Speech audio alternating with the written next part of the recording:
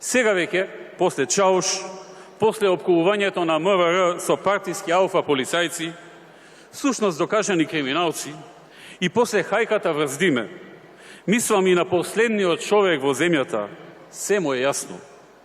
Снимките така јасно одговорија на се, што немам што да додадам, освен да замислам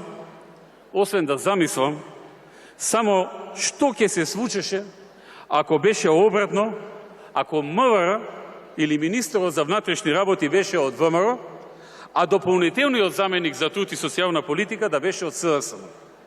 А се друго да останеше исто, односно да се случеше истото.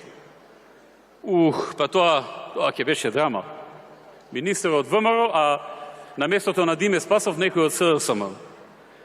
Прво, јунаците од СДСМ со трчање и плачејки ќе отрчаа во сите можни амбасади во земјата. Веднаш, во првата минута. После, некои од амбасадорите меракли да водат политика преку Твитер, ќе твитнеа некоја порака, некоја ќе испратеа некоја порака по Твитер и ќе побараа итна средба за пола саат кај мене, а првата реченица ќе им беше дека нивните главни градови се загрижени, згрозени и шокирани. Не баре цели главни градови за нас расправаат таму. Потоа за саат-два ќе твитнеше веројатно и некој комесар или некој странски министер во подршка на амбасадорите, онака случајно и несинхронизирано. Следа ситуација, луѓето им текнало баш за тоа. Потоа најмалку 5 амбасадори ќе прочитаа нешто под прозорот или во владата или во штабот кај што сум сега, во смисла дека демократските процеси се загрозени, дека се многу загрижени, дека очекуваат решително расветлување на случајот, дека ќе влезе во сите можни извештаи на свет и препораки, дека ќе има одговор, санкции и други работи од добро познатиот вокабулар на слични реакции. До вечерта, сигурно едно 2-3 министри за надворешни работи на други држави ќе изражаа сериозна загриженост, осуда, предупредувања, одблиско ќе следат што ќе се случи, одблиско ќе мониторираат, па дека ова не оддалечува од НАТО, не оддалечува од Европската Унија и така натаму и така натаму. Од утредента, сите невладини организации на еден познат светски филантроп ќе се изредеа. И нивните домашни платеници ќе се испотепаа кој повеќе да нападне и испука не баре хонорарот што треба да го добиват и за работата по учинок. Во целата таа гужва, драги пријатели, најсреќен ќе беше СДСМ и Зоран Заев. Ети ти причина пак да не одат на избори.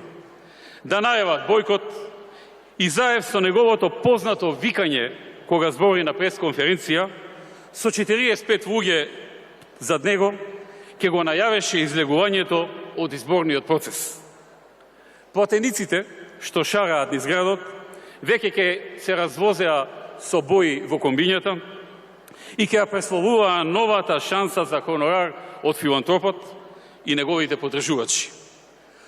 Во многу европски медиуми, каде филантропот има контрола или влијание, ќе се пренесеше ужасната слика на режимската власт и кутрите слободумни опозиционери, а ако случајно ВМРО не одговореше веднаш дека ќе ги одложи изборите, Али, Мендух, Љупчо, Љубе веднаш ќе објавија дека и тие нема да учествуваат на изборите. Нормално, на ова објава ќе се јавеше веднаш Павле Трајанов, ќе објавеше дека тој пред сите прв објавил дека нема да учествува на изборите, дека не е он пети, дека е прв. Да се знае таму кај што запишуваат кој прв кажал, разбирате?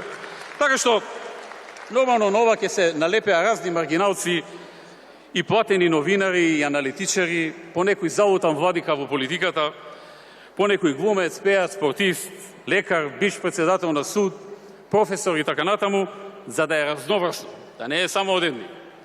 И навреме да фатат приклучок кон новиот ковач хонорари или да одработат некое идно наградување.